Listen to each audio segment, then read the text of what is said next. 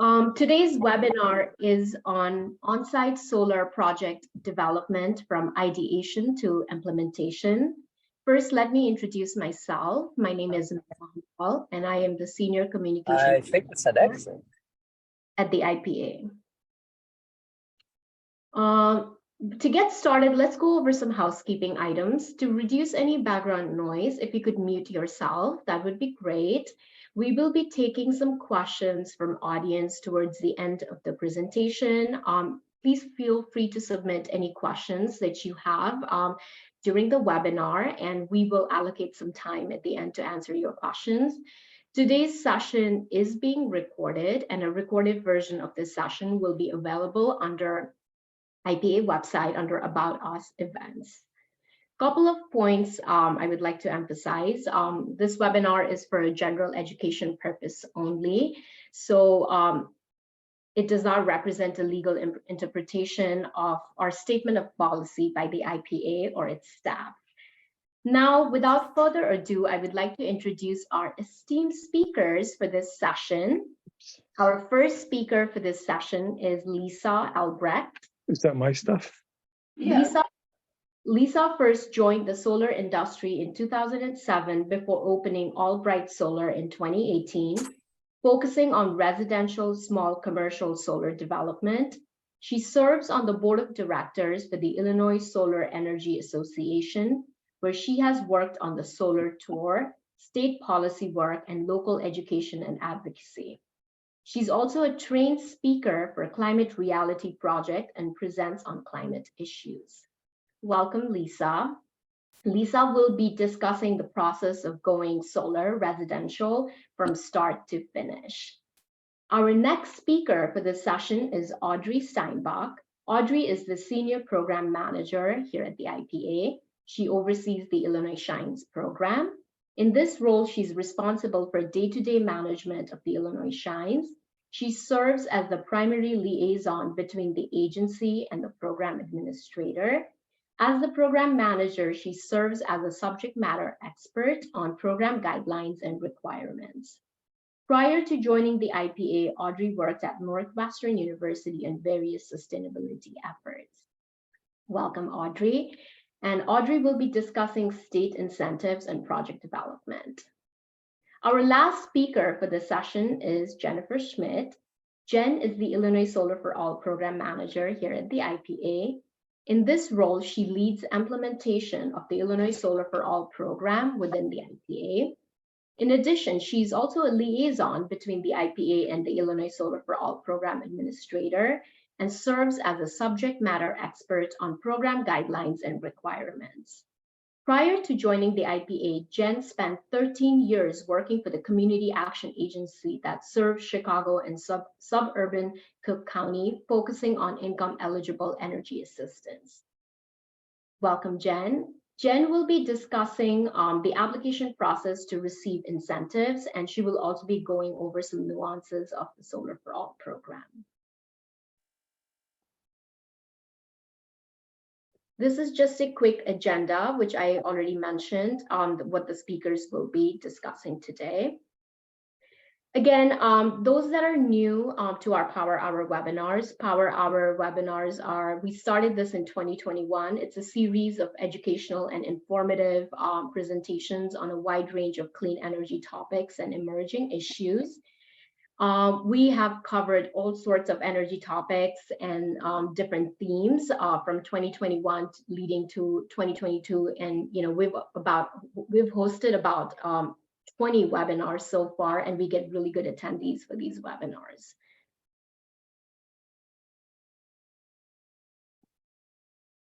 This is just a quick overview on the next Power Hour that's coming on April 28th. It's on agrivoltaics. How can solar energy and agriculture work with each other? So if you have not registered yet for the webinar, please do so by simply clicking the register here link. And those, again, that are new to this webinar, just a quick overview about who we are as an agency. We are an independent state agency created in 2007. Our responsibilities include implementing the Renewable Portfolio Standard, which is a public policy designed to increase the development of renewables here in Illinois. We're also responsible for implementing procurement plans for electricity supply for utility customers, and we're responsible for developing and implementing solar incentive programs like Illinois Power and Illinois. For some reason, we're having some issue on Zoom with the unmuting button. So if you could mute yourself, that would be great. Thank you.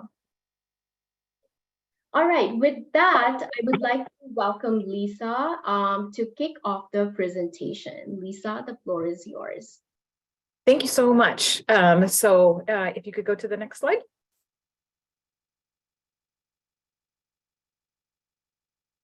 There we go. Yeah, perfect. So as I was introduced, not only do I own my own solar company, Albright Solar, and have been in the industry since 2007, I'm honored to be on the board of directors for the Illinois Solar Energy Association. We've actually been around since 1975. So folks might think that solar is new, but it's been around for an awfully long time, and our organization represents that. We actually have two separate entities that both identify as ISEA. There's the Illinois Solar Education Association. That's our 501c3, where we really look at public education. We run a solar tour every fall so that people can attend events. Instead of maybe talking to a salesperson, they have an opportunity to go and see solar on someone's home, ask them what their experience was, and really get some in-depth information.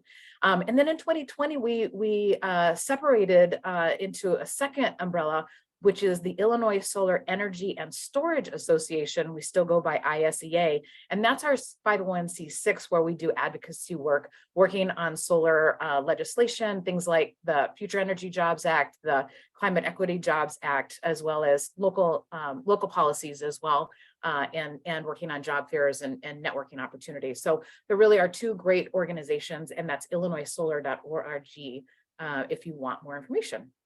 Next slide, please. Perfect.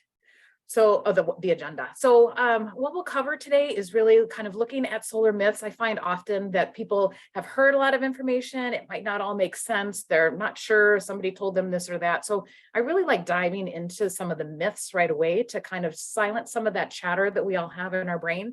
And then we'll go deeply into kind of what solar 101, how does solar work, and what are the steps that a homeowner would take if they wanted to put solar on their own property. Next slide, please. So I would say there's probably primarily two reasons why people look at going solar. Either you get the climate crowd who's really worried about climate change and want to make their own contribution and feel like this is something that is within their grasp of making a difference. And then the other is people who want to save energy, save on their energy bill, and really have that opportunity to bring down their household expenses. There's a lot of other halo effects though. First of which is probably just that improves public health. As we advance clean energy, that means that we're burning less fossil fuels that are often located in in stressed communities already who have health challenges, economic challenges, and things like that. So solar has that improvement on public health, as well as it creates a lot of jobs. There's over 5,500 jobs in Illinois alone, let alone what's happening nationwide. So solar is actually the fastest growing job market in the United States, which is really, really exciting. And then there, just the fact that it's inexhaustible energy. Enough sunshine hits the planet in one day or 1 hour to power all of humanity's needs for a year. So it's really remarkable when you really stop to think about just how abundant sunshine is and what we can do if we really tap into those resources. Next slide. There's a lot of myths around solar, or I would even say worries. If you're a homeowner, there's a lot of questions. Oh my gosh, is solar gonna damage my roof? My house might not face south. Can I still go solar? What's gonna happen to my property taxes? There's a lot of information out there. But solar is actually really, it's no longer new. It's a very standard thing that people can add to their homes. If installed properly, it's not going to cause any issues to your roof. In fact, most of the time I work with roofers and I explain what we're doing, and they totally sign off on that process. Solar has come down so far in price. It used to be that, you know, we really wanted to face systems south, which is the best amount of sunshine that you can get. But now with prices coming down so low, east and west are perfectly acceptable solutions. And you can even justify a north facing array as well, depending on your goals. It's important to understand that those are lower performing directions, but when it comes to the economics, it really washes out very quickly when you look at the advantages, which outweigh you know, some of the challenges and considerations that you might have. Solar typically, at least certainly in Illinois, does not increase your property taxes. Now, this does change from state to state, but here in Illinois, adding that value to your home will not change your taxes. So that's a really good incentive. In fact, what we're finding is that solar is actually adding to the value of your home. When people go to sell their houses, what we have found in more mature markets than Illinois, California, for example, where people have sold their homes, what we find is that even in a tough economy, people's homes are selling for more than any other home improvement that you might do. So solar will outweigh adding a deck, doing a kitchen remodel, things like that. So it's a really wise investment onto your property. But let me dive a little bit deeper into some of the other myths. If you could go to the next slide. So one of the biggest things that I hear commonly is we don't get enough sunshine. And certainly, you know, here we have another cloudy day in the Chicagoland area. Hopefully people in other parts of the state have better weather. But when you look at this, it shows the irradiance across the United States, red being the best. And of course, that's going to be in the Southwest, Arizona, Nevada, parts of Texas. You know, so you can see here that that's where, you know, we're really going to get the most sunshine. But when you look at the graph, solar in Chicago is really not all that far off of Miami or Atlanta in terms of the amount of sunshine that strikes our roof. And so even though we get cloudy days in the winter and certainly snow, which will stop your system from performing, the benefits again still really heavily outweigh the differences. You can see that Alaska is purple. It's one of the worst because it's at such a high latitude. But for decades, Germany actually led the world in solar adoption. In fact, you could even say that they helped really make the movement accelerate rapidly. And Germany has quite similar sunshine to Alaska. So if you think of that logical, pragmatic German engineering thought process, if Germany thinks that solar is certainly worthwhile, then we here certainly could do it in Chicago. And one of the other great advantages that we have is all electronics, whether it's your laptop or anything else, any other electronic device, solar panels like to operate at cooler temperatures. And here in the Midwest, we have some nice breezes. We have good rain that will, wash off the solar panels. And there's a lot of advantages here in the Midwest that we have that perhaps you might not have on a hot summer day, say in Florida, that we have comparatively here in Chicago. Next slide.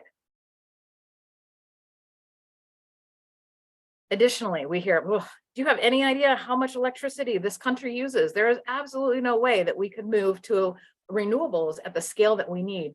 Well, this is actually the growth chart for what's happening within the solar industry alone. And you can see from 2014, and this grows to 2033, that solar is actually anticipated to grow 5 times in the next 10 years. There really isn't much precedence to that kind of adoption other than perhaps cell phones, where we now have more cell phones than we actually have people on the planet. But when we look at technology adoption, solar is growing faster than any other field.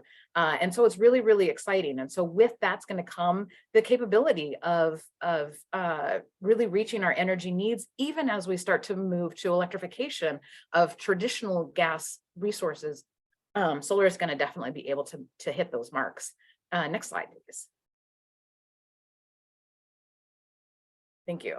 As I dive deeper into what's happening here in Illinois, since the adoption of state legislation, which was passed in December 2016, called the Future Energy Jobs Act, it really created some very stable incentives that allowed solar to rapidly grow.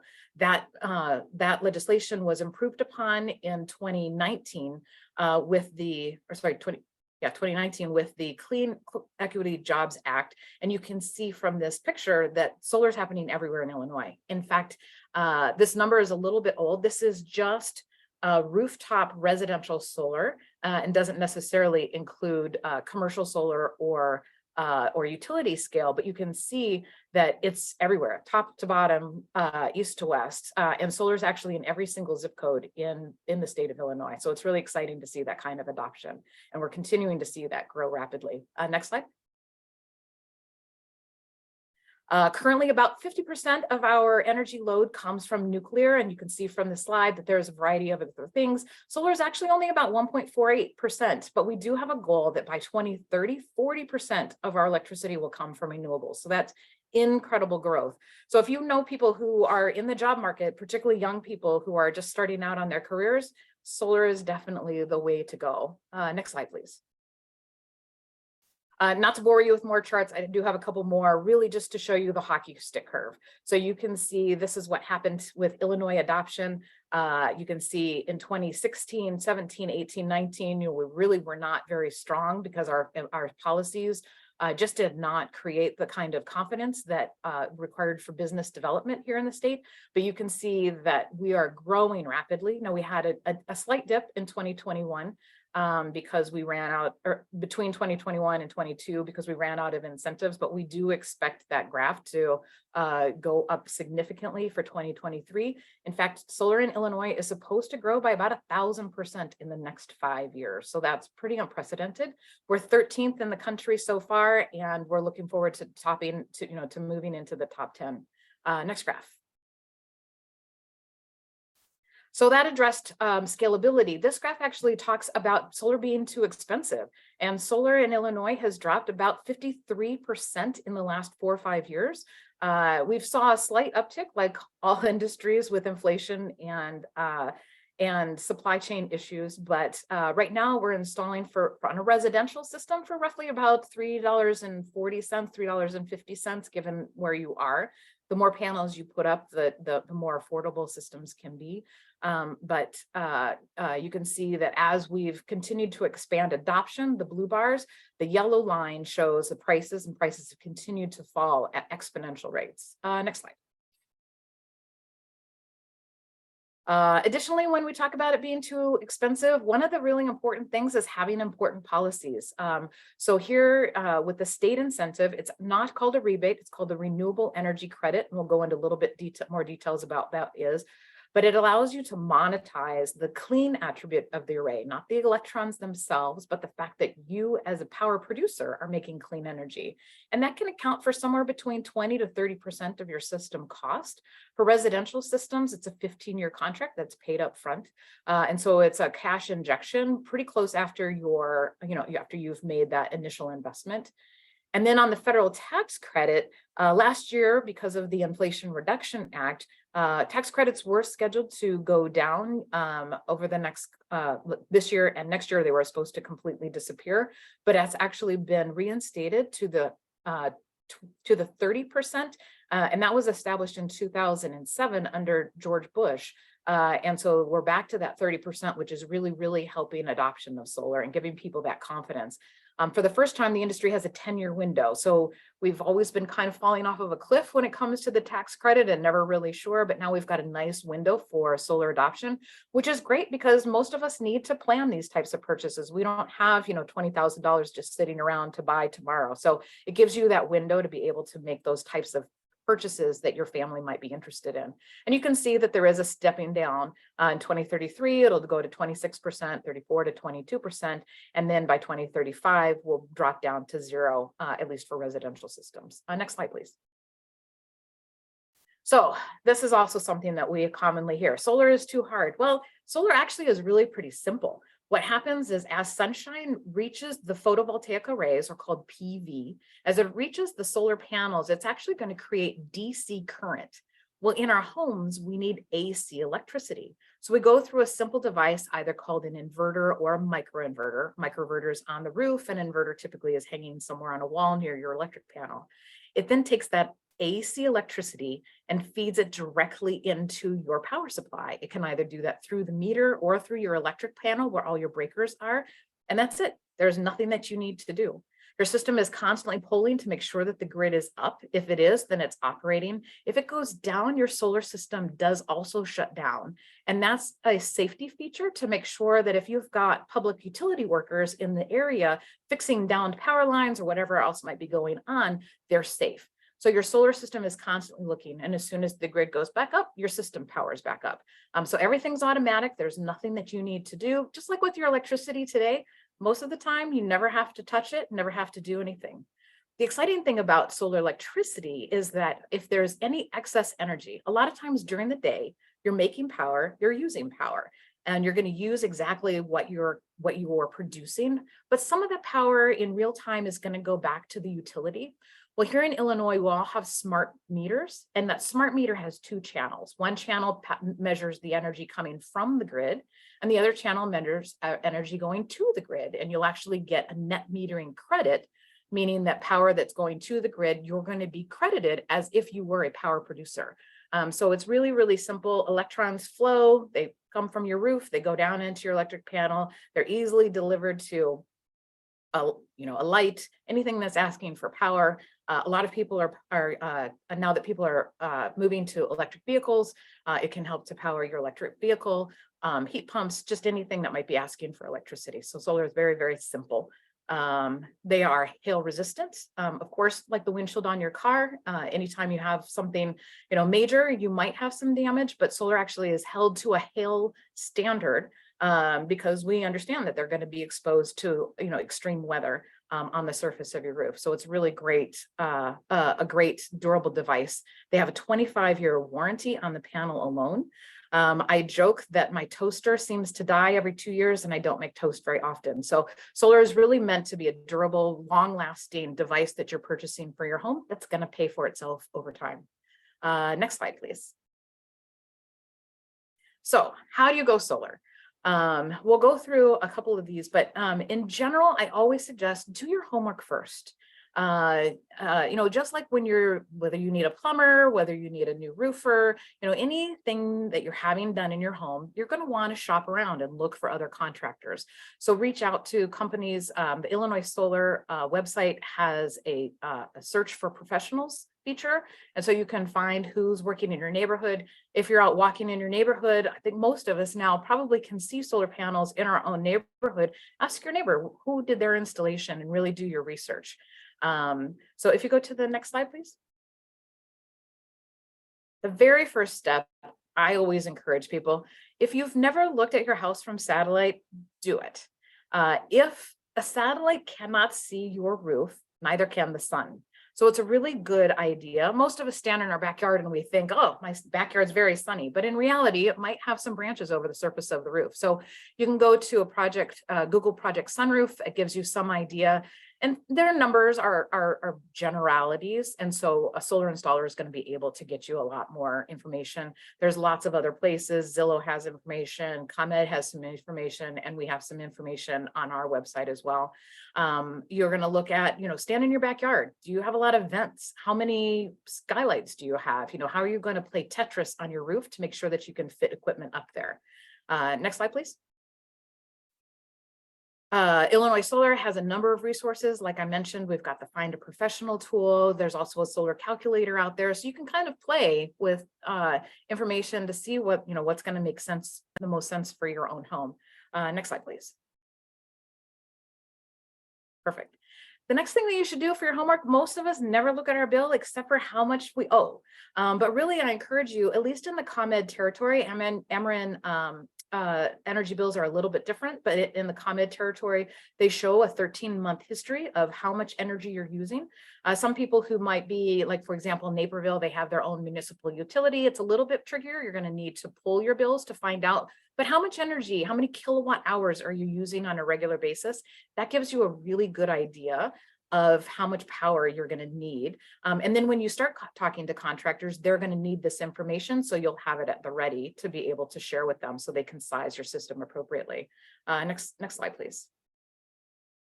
Roughly speaking, just for rough budgets, you're looking at somewhere between $17,000 to $25,000, depending on how much solar you're going to install on your building. That includes, permitting costs. Is your roof in good shape? How strong is your attic? Most of the time we're adding 3 pounds per square foot. So most buildings are adequate, but some of these things are steps that your installers are going to take as they're looking at your property. Next slide. Financing options. So there's a variety of different ways that you can possibly pay for solar. Your best investment in terms of dollars is going to be, just owning it. The way that you own your car, you own your home, owning your solar can make a great deal of sense. You can either pay cash. There are traditional loans, either getting a home equity loan or just going directly to your bank. There are some solar loans that are out there. We highly recommend the Clean Energy Credit Union. They are able to split that loan up into 2 different sections. One that's kind of a short-term loan, and the other, to handle so that you can you can pay that off quickly as you get your state incentive and you get your federal tax credit, and then you pay off the balance over time. So there's a variety of ways to structure that. Next slide. And then the other option is third party. Probably anybody who's on Facebook has seen the ads for solar at zero cost. That's going to be a third party ownership, where it's either a power purchase agreement, where you agree to purchase the energy for lower than the utility, or probably what's the most common here in Illinois is a solar lease, where you are leasing the energy back, which will help to lower your energy bill. So next slide. So there's a lot of comparisons, pros and cons for both ownership types. And so it's really, up to your household to decide what's going to be the right thing for your family. For example, if you own your system, you're going to be able to take those tax credits. You're the one who's going to be, taking that state incentive, but you also have responsibilities for maintenance. When it's third party ownership, those incentives will go to that third party company, but typically they'll take care of any warranties, any repair work that needs to be done. So it really depends on, where you're at. If you're, maybe about to send kids to college, spending for that solar doesn't make sense. But for some families, it's the right solution. So really just weighing the pros and cons between, do I want to own this outright, which will maximize my investment, or would I rather have a third party own it so that I'm $0 out and I can go solar quickly? Next slide. So back to the chart. So you've done your homework. You've called around, gotten a couple quotes. I suggest always talking to one installer is typically not the right way to go. Getting a couple people to talk to you so that you can really understand. They'll come out, they'll do a site evaluation. They're going to want to crawl in around your attic. They're going to look at your roof. They're going to look at your electric panel so that they can really start working on some of the permitting things. You need to decide what's your ownership model going to be. Do you want to own it outright, or do you want to lease? Typically speaking, it's going to be about 2 to 4 months from the time that you decide to go solar to the time that it's actually put up on your roof. The longest step is probably going to be getting approvals. There's 2 things that you'll need to do. Your installer will work with the utility to get interconnection approval, and then they'll also work with your municipality to make sure that you're permitted. Solar definitely requires a permit. So those are some of the longer steps. The installation process typically is 1 to 4 days, depending on the size of your array. Once your system passes inspection, then you have to wait a little bit for the utility to give you approvals. But then after that, next slide, please. The most exciting part is turning it on and being able to see your electricity drop dramatically from the grid as you're able to self-generate. Next slide. And then once your system's done, you're going to work with your installer to figure out, how you're going to get that tax credit, finalize all of your paperwork to get that renewable energy credit from the state, and make sure that your net metering is showing up on your electric bill. Next slide. I'm going to go a little bit quicker. I think I've gone a little long here. So renewable energy credits, again, that's the state incentive that pays you not for the kilowatt hours, not for the electrons, but for the clean attribute. By owning your own, or by having solar panels on your own building, that means that the utility does not need to use polluting resources. So that has an economic value to the state. And so they monetize that. For every 1,000 kilowatt hours of power you produce, you generate 1 renewable energy credit. The state contracts are 15 years. You are obligated to keep your system operational, and you do receive an upfront payment. If your system is not performing, then you'll have some clawback where you do need to reimburse some of those dollars back. And that will happen through a third party or an approved vendor who helps to manage that process. Next slide. Net metering, again, for any electrons that you're sending back to the grid, the utility will pay you for that. Currently, that's a 1-to-1 net metering, but we do anticipate that our net metering rules are changing. But if you go solar now, you'll be grandfathered in and be able to decide what your net metering agreement, with whether you're going to go with the new or the old program. But it's a really great way of monetizing any energy that you're sending to the grid so that you're maximizing the economic value of your solar. Next slide. This is just a quick sample of what a ComEd electric bill looks like. You'll have a second line item just under where that gold bar is. You'll see that there's a section that says that there is power to the grid and power from the grid. And then that works its way through the electric bill. It's a little small for this slide, but the last item in the supply, delivery, and taxes and fees section are your credits going back. Now your savings is greater than that, because remember, you're making power that you're using real time, and the utility can't see that. All they see is the power that you're sending to the grid. So this is just a portion of your energy savings will be reflected on your bill. Next slide. If you can't go solar, let's say you look at that satellite image and you can't see your roof at all, or if you're a renter, or if you're a condo and there's too many people in your building to be able to go solar. In Illinois, we have an extremely robust program called community solar. If climate is important to you, as well, getting clean energy as well as saving on your electric bill, you can subscribe. And Illinois Solar website has a good list of that, as does the Citizens Utility Board, of programs where you can register to get your solar panels or get your energy from solar. It's not, those electrons don't go directly to your home, but you are offset by your usage by subscribing to a field of solar panels somewhere in the state of Illinois in your public utility area of service.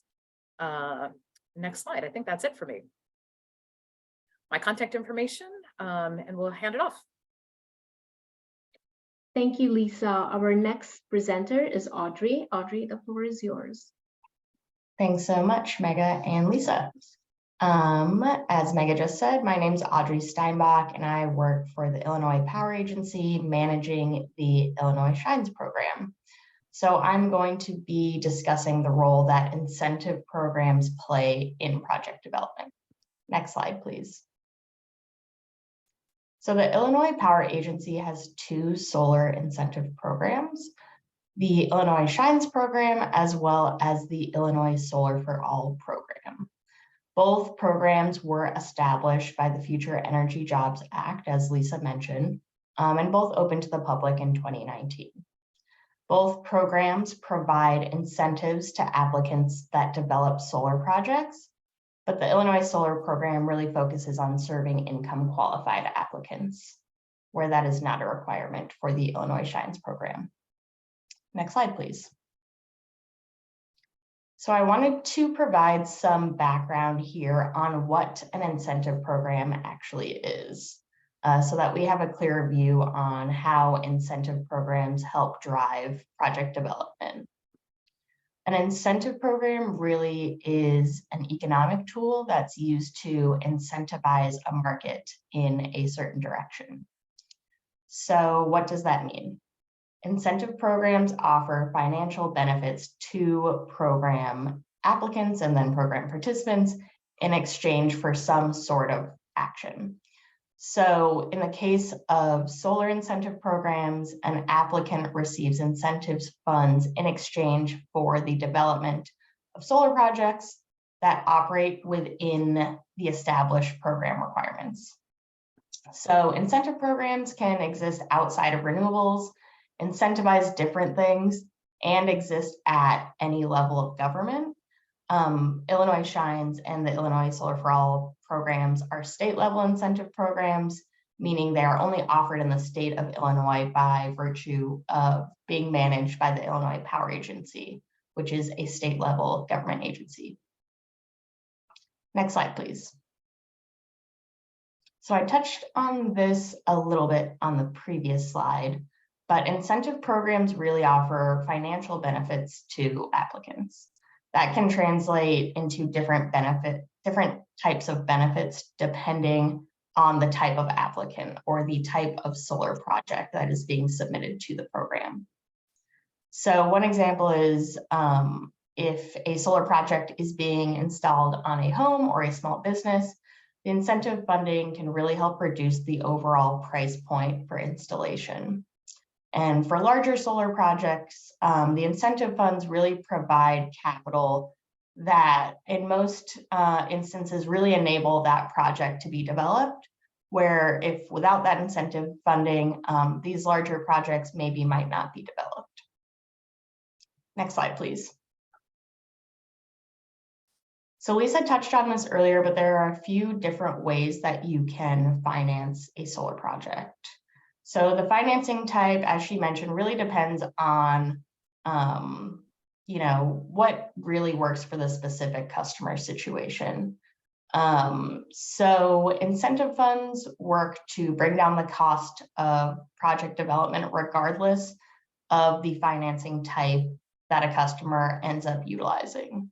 So for example, the monthly lease payment for a solar system can be reduced with incentive funds. The price per kilowatt hour for a power purchase agreement or PPA can be reduced with the utilization of incentive funds. And finally, the overall system cost with a outright project purchase can be reduced with incentive funds. So just in summary, incentive programs really make solar more affordable by bringing down costs for customers, regardless of the way that the customer chooses to finance the system. Next slide, please. So I'm not going to go through all of these in too great of detail, but the gist of this slide here is that in the Illinois Shines program, the payout of incentives really works differently based on the type of solar project that is submitted to the program. So for those smaller rooftop projects that you'll see on a small business or a home, those incentives are paid out in full upfront after the project application is approved by the program. Whereas for larger projects, a portion of the incentives are paid out upfront, with the remainder of the incentives paid out over time across the lifetime of the project. There are some more details on this slide about different types of projects, but the main thing to keep in mind is smaller projects, full upfront payment, larger projects, portion upfront with more incentives being paid out over time. And with that, I will pass it over to my colleague, Jen Schmidt, who will discuss the application process for both the Illinois Shines and the Illinois Solar for All program, which are quite similar, as well as touch on more details on the program she manages, the Illinois Solar for All program. Thank you. Thank you, Mega, Lisa, and Audrey. As Audrey mentioned, the process for projects to apply to both programs are very similar. First, the developer would submit a Part 1 application to the program administrator. This is usually done before construction, but it can be done after. But usually, most of our projects that are submitted to the programs are submitted prior to construction. After a project is reviewed by the program administrator and is found to be eligible for whichever program it's applying for, that is moved to that's approved by the Illinois Commerce Commission for incentive, and then from there the project is usually constructed. So usually the process between the initial approval and the construction completion and Part 2 application is going to be months or years, depending on the size of the project and whatever conditions it may come up with as it's built. After a project is Part 1 approved and constructed, then it submits a Part 2 application to the program administrator. The final specifications are sent, and those are compared to the initial Part 1 application, assuming that everything is consistent between the two applications or that any changes are within the are allowable by the program. then those projects are approved for payment after Part 2 approval, and then the solar developer can invoice the buyer on that particular REC contract for incentives. And those payouts, as Audrey mentioned, are different depending on which program it's getting incentives from and also which category of project it is. Next slide. So how do those incentives reach the customer and how do they benefit the customer? As Lisa and Audrey mentioned, there's going to be RECs that are created by the solar systems that are developed. And then those RECs are delivered to the buyer of the contracts, whether that be the utility for some projects, or for some Illinois Solar for All projects, it's the Illinois Power Agency that's the buyer on those contracts. But those contracts are paid upfront so that the developer can use those incentives to offset the cost to the customer. So sometimes those savings are passed to the customer as part of a reduction in the costs, whether that be, as Audrey mentioned, reducing the cost of the PPA or the amount that the customer is paying per kilowatt hour, or if it's a lease payment, it can be a lower lease payment. And then for the Illinois Shines program, sometimes the developer passes through the REC payments to the customers. For Illinois Solar for All, those incentives are required to be a minimal 50% savings on the value of the energy, the value of credits that his customer is getting. So if a customer is receiving $20 worth of credits on their bill, they can't be charged more than 10. And that's general. Over the course of a year, it should be a 50% savings. The structure of payment can vary a little bit from month to month. Next slide. And so just wanted to give a brief overview of the Illinois Solar for All subprograms. So these first three that you see, the small residential, large residential, and the nonprofit and public facilities subprograms, are all three distributed generation subprograms. So these projects are going to be behind the meter and serving a particular residence or facility. I have listed the allocations for each subprogram per year. For this current program year, which is the fifth one. One important thing to note is that you see that costs and fees don't exceed more than 50% of the value that's received.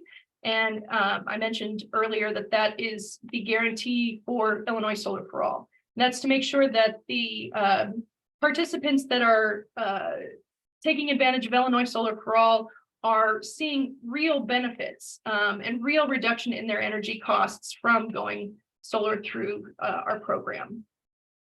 Another thing to note is that there are no upfront costs to the residents. There are some exceptions to upfront costs being allowed for nonprofits and public facilities or for large residential projects, but for the most part, the residents do not see upfront costs.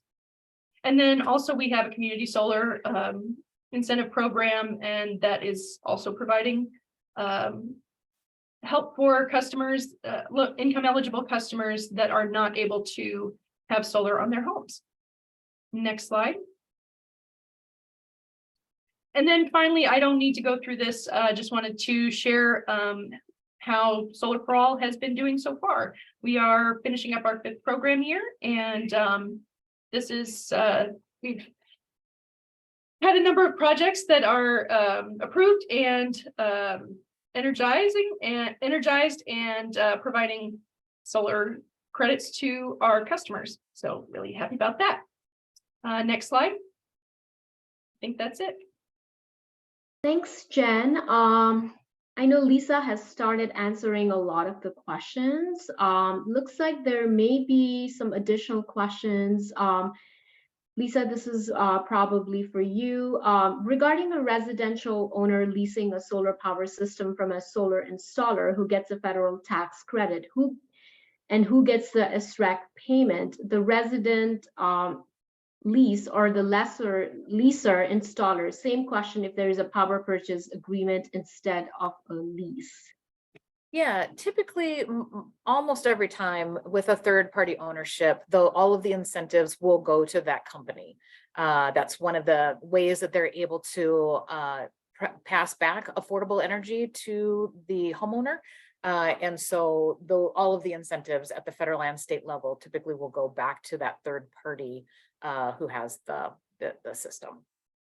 Great, thank you. And this is a follow-up question regarding power purchase agreements. Are you aware of the seller of power through PPA becomes regulated as a utility by the ICC, or whether that seller of power might owe tax to the Illinois Department of Revenue on the sale of electricity?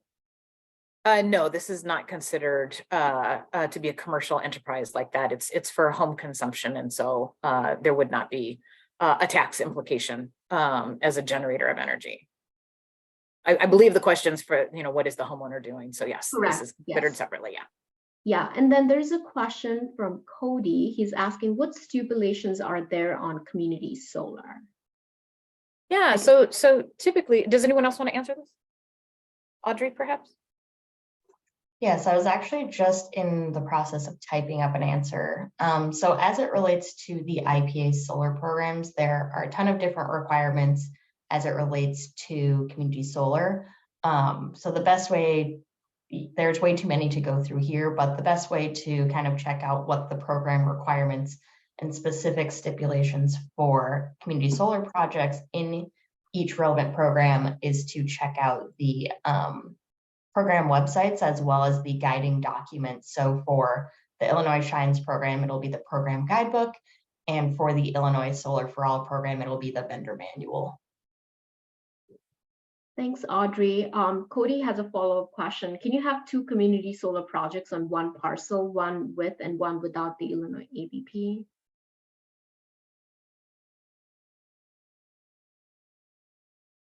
So that kind of depends. There is a requirement that is in statute that does not allow community solar projects that are co-located to be over 5 megawatts in aggregated nameplate capacity size. So that's kind of might be more of a specific question that it might be more helpful to submit to one of the programs, depending on if you are planning to develop the systems for either the Illinois Shines program or the Illinois Solar for All program. So we can take a look at the specific set of circumstances to see if that would be permitted or not. Thanks, Audrey. Another question from Randy. I think this is also for you. Will the Illinois Shines work with a solar farm where all power in being generated for wholesale to Ameren?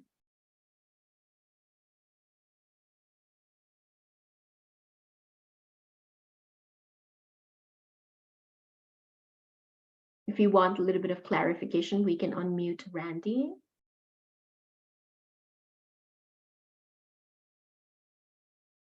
Sorry, I did not realize that question was for me. I think this is, again, kind of a really more specific to one project development and their scenario and whether that would be approved or not within program requirements. So I think it would be more helpful to work one-on-one with this person through the program administrator to get more details on that project, as well as look into, matching those details to program requirements to see if it would be permitted or not.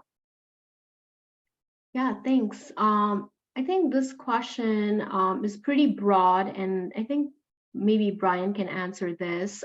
It's a question from Garrison. Is there an Illinois state incentive for energy storage, which we don't have, but if Brian wants to maybe provide any further clarification, we can unmute Brian, our acting director.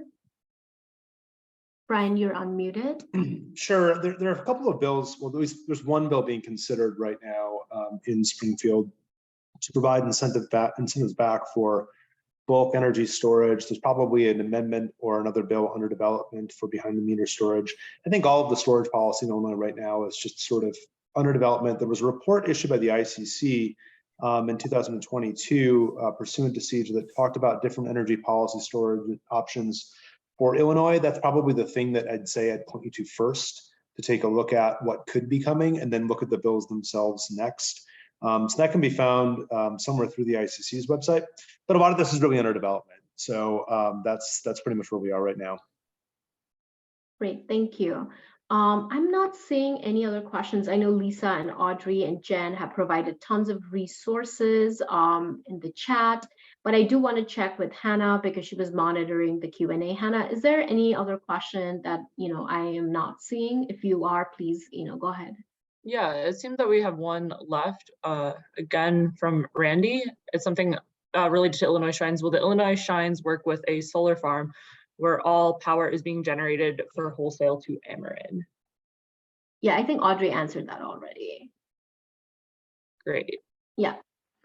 All right. I think, again, we highly recommend you all going to the program website, both Illinois Solar for All and Illinois Shines and ABP to find more information. And if you have any questions, I have provided our speakers' contact information here. So please do reach out to them if you have any additional questions. Mega. Yes, sorry. 2 last-minute questions have just Oh, please go ahead. Yeah.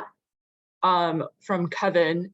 I install under an approved vendor. If I wanted to install as an independent contractor under ILSPA, do I just apply to be a vendor? I think it depends on what your intended role as a contractor working under Illinois Solar for All. If you're intending to have the REC contracts yourself versus being a designee for another approved vendor. So I would suggest reaching out to the Illinois Solar for All program administrator and talking to them about what you have in mind, and then they can direct you to the appropriate designation or registration or applying to be an approved vendor if that's the direction you want to go.